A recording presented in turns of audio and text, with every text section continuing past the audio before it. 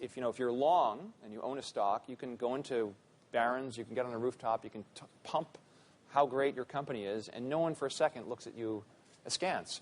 But if the same person gets on CNBC, not the same person, or even David Einhorn is mostly a long as opposed to a short. He gets on CNBC and he talks about why he thinks MDC Home Building Company is a great company. No one thinks twice. But if he gets on and he says, look, I have some concerns about Lehman's balance sheet. I have some concerns about how they're marking their assets. This is something where the New York Times writes a scathing article about David Einhorn doing this. And I would think the media of all places, the media, which is the force for, digging up the dirt about what's going on in Washington, should be very interested. And shorts should be the best source for the media. And frankly, they should be, if I would have given a slightly different answer than Bob Steele if I were Treasury Secretary. I would say instead of meeting with Jim Chanos twice a year, I would meet with Jim Chanos once a month.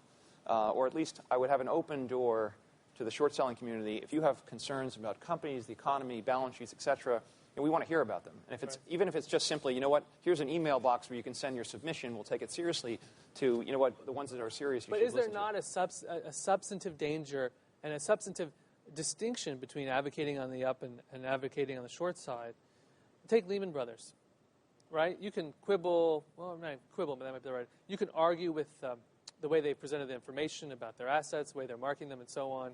But you also run the risk of putting that company into serious financial crisis, which has all sorts of effects that you just don't know what's going to end. I mean, Bear Stearns is a perfect example. So isn't there a substantive distinction that is just more dangerous to the economy at large? Well, let me distinguish between different types of short selling and disclosure. I think if someone spreads rumors that are false, that person should be prosecuted. In order to make an investment gain, that person should be prosecuted. Right. If a person goes on CNBC and says, based on my analysis of the 10Q on page 12, they said that we've got $6.5 billion of CDOs, and before they said this was mortgage-backed securities, well, that's a substantive difference.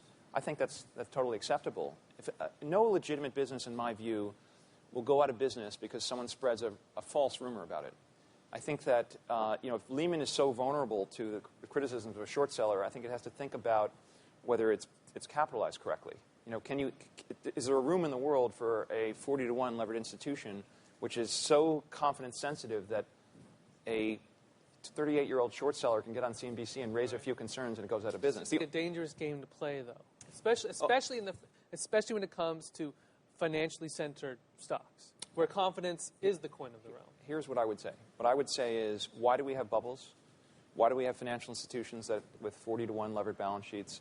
We have them because the people who, because you couldn't short single-family home prices rising, okay? Right. That's why there was a bubble in single-family home prices. Mm-hmm. And interestingly, only when there was a mechanism to go short housing, basically ABX, the ABX index, did the bubble finally burst.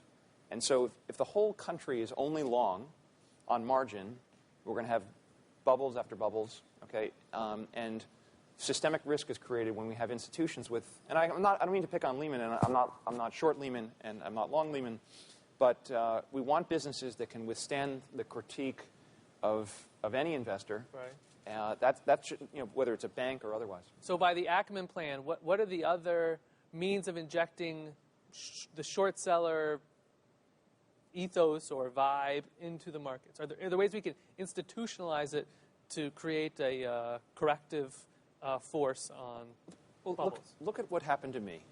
I wrote a 66-page white paper. It was reviewed by some of the best law firms in the city. I released it in the most public way I possibly could. I disclosed my position. It's very important to disclose your position. You can't claim to be independent and then put out a piece of paper that's where you're not. And then I had to go withstand a 6-month investigation by Eliot Spitzer and a several-month investigation by the SEC.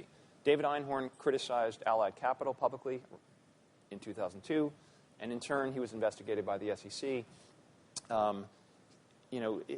It's okay. I've got a thick skin, but if this is the regulatory response to someone criticizing a public company, particularly an influential one, I mean, MBIA, largest guarantor of New York State and city bonds, it was a very easy call for them to the treasurer, and the call from the treasurer to Spitzer's office. What you want is, what you should be thinking about as an investor is, what are the incentives of the person giving me the information? And the incentives of a management team of a public company are in some sense stronger to promote their stock than the incentives of a short seller. You know, the short seller is short and management is long. The short seller has a choice in which companies he shorts. Management doesn't have a choice in which company they're long. Right. And I think that, if anything, you would look for bias on the part of management